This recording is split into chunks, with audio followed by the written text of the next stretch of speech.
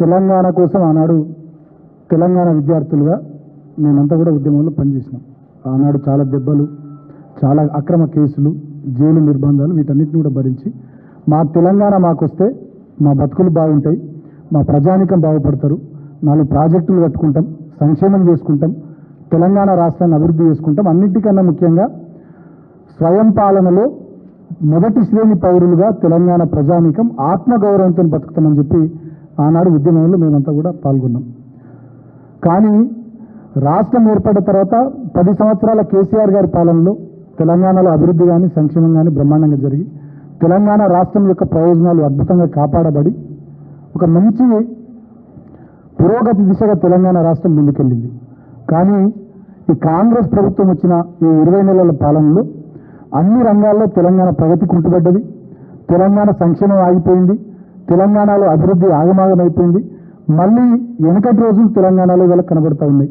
పాలమూరు వలసలు కానీ, ఉత్తర తెలంగాణలో బొంబాయి దుబాయ్ వలసలు కానీ, మళ్ళా తెలంగాణలో రైతుల ఆత్మహత్యలు కానీ, మళ్ళా తెలంగాణలో నిరుద్యోగుల ఆర్తనాదాలు కానీ, ఒకనాటి ఇందిరమ్మ ఎమర్జెన్సీ రోజులు మళ్ళీ తెలంగాణలో ఇవాళ 20 నెలల కాంగ్రెస్ పార్టీ పాలనలో కనబడుతూ ఉన్నాయి.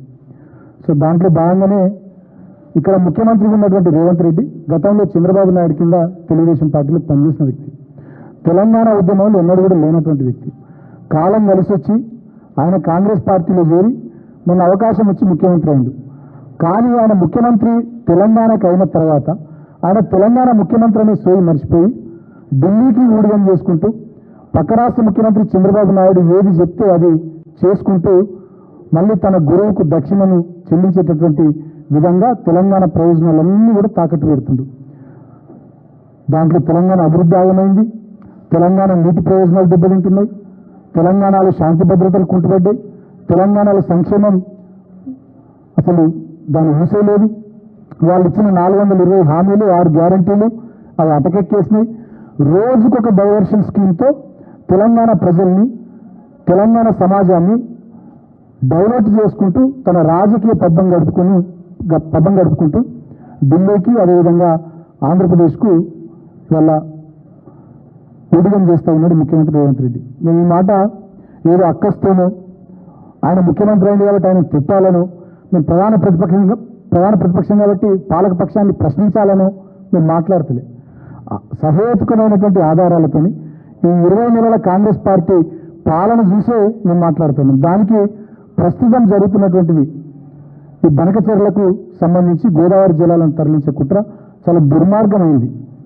ఇప్పటికే కాళేశ్వరంలో మేడిగడ్డలో 2 పిల్లర్లు వింగితే మొత్తం కాళేశ్వరం ప్రాజెక్టు కొట్టుకపోయిందని చెప్పి దాంట్లో ఏదో జరిగిపోయిందని చెప్పి కన్నపల్లి పంపేజ్ నుండి నీళ్లు ఎత్తిపోయకుండా అన్నారము, సుందుల్లా, ఎల్లంపల్లి, అదేవిధంగా మిడిమానేరు, ఎస్ఆర్ఎస్పి, లోవర్ మానేరు అన్నిటినీ ఎండబెట్టి కొండపోచమ్మ కానీ, అదేవిధంగా మల్లన్న సాగర్ కానీ, రంగనాయక సాగర్ కానీ, అంతగిరి రిజర్వాయర్ కానీ, ఎస్ఆర్ఎస్పి ఫేజ్ 2 కానీ, కోలాడ వరకు తుంగతుర్తి, సూర్యాపేట ఎటు కూడా నీళ్లు ఇవ్వకుండా, నీళ్ళని ఎత్తిపోయకుండా ఇవాళ తెలంగాణ రైతాంగం నోట్లో మట్టి పెట్టినటువంటి ముఖ్యమంత్రి ఆంధ్రప్రదేశ్కు మాత్రం గోదావరి జిల్లాల్లో 200 టీఎంసీలను, పేరుకే 200 టీఎంసీలు, మాకు ఇంకా చాలా అనుమానాలు ఉన్నాయి. 200 టీఎంసీలతో ఆగుతాయా, దాన్ని ఇంకొక 300-400 టీఎంసీలు చేసుకుంటారా రేపటి రోజు? ఎందుకంటే చంద్రబాబు నాయుడు ఢిల్లీలో ఎన్డీఏ ప్రభుత్వంలో భాగస్వామి ఉన్నాడు, ఆయన మీద ఆధారపడి కేంద్ర ప్రభుత్వం ఉన్నది, ఈయన ఏం చెప్తా నడుస్తున్నది.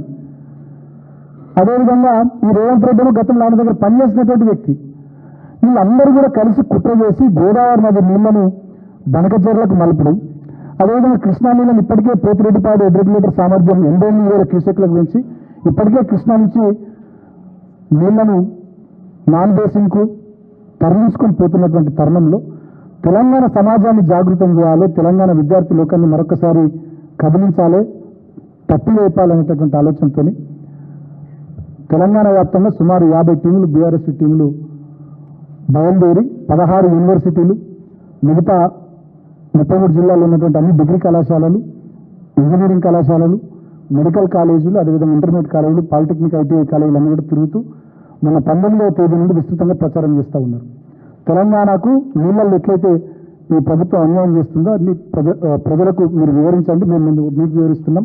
ఎందుకంటే అందరం రైతు బిడ్డలమే, ముందు మనం అర్థం చేసుకుని మన ఇళ్లలో మన వ్యవసాయదారులకు చెప్పుకొని ప్రజానికానికి చెప్పుకొని మనం ఈ కుట్రను అరికట్టాలి, దీన్ని అడ్డుకోవాలనేటటువంటి విషయంలో మా బీఆర్ఎస్ శ్రేణులు పనిచేస్తూ ఉన్నాయి. దానికి కొనసాగింపుగా 26వ తేదీ నాడు ఉప్పల్ నియోజకవర్గంలోని మల్లాపూర్లో విఎంఆర్ గార్డెన్స్లో తెలంగాణ రాష్ట్ర విద్యార్థి సదస్సు జరుగుతుంది. మొదటి సెషన్ ప్రీ లంచ్ పెద్దలు హరీష్ రావు గారు వారు ప్రసంగిస్తారు విద్యార్థులను ఉద్దేశించి. ఇది కూడా అందరిని పిలుస్తూ మేము ముఖ్యమైనటువంటి విద్యార్థి నాయకులు 119 నియోజకవర్గాల నుంచి యాక్టివ్గా క్రియాశీలకంగా రాష్ట్ర స్థాయిలో, జిల్లా స్థాయిలో, నియోజకవర్గ స్థాయిలో పనిచేస్తున్నటువంటి వాళ్ళని పిలిచి ఈ సదస్సు పెడుతున్నాం. ఫస్ట్ సెషన్ హరీష్ గారు మాజీ మంత్రివర్యులు వారు స్టార్ట్ చేస్తారు. పోస్ట్ లంచ్ దేశపతి శ్రీనివాస్ గారు, మాజీ మంత్రివర్యులు జగదీశ్వర్ రెడ్డి గారు, అదేవిధంగా మా వర్కింగ్ ప్రెసిడెంట్ కేటీఆర్ గారు పోస్ట్ లంచ్ సెషన్ వాళ్ళు కూడా ఈ సదస్సుకు వస్తున్నారు. దాని తదనంతరం మళ్ళీ జిల్లాలో కూడా విద్యార్థి సదస్సును నిర్వహించాలని, ఇంకా అనేక రకాలైనటువంటి సదస్సులో చర్చించి ఇంకా కూడా కొంత కార్యాచరణ ఈ అంశానికి సంబంధించి ఏం తీసుకుంటే బాగుంటుందని వచ్చే స్టూడెంట్స్ నుంచి కూడా ఇప్పుడు వాళ్ళు తిరుగుతున్నారు కాబట్టి వస్తున్న ఫీడ్బ్యాక్ను తీసుకొని తెలంగాణ ప్రయోజనాలు కాపాడేది బీఆర్ఎస్ పార్టీ, దానికోసం కొట్లాడేది బీఆర్ఎస్ పార్టీ కాబట్టి బీఆర్ఎస్ పార్టీ విద్యార్థి విభాగంగా ఏ రకంగా ముందుకు పోదామని చెప్పి కొంత ఆ సదస్సులో చర్చించి భవిష్యత్ కార్యాచరణను కూడా ఆ రోజు ప్రకటిస్తాం.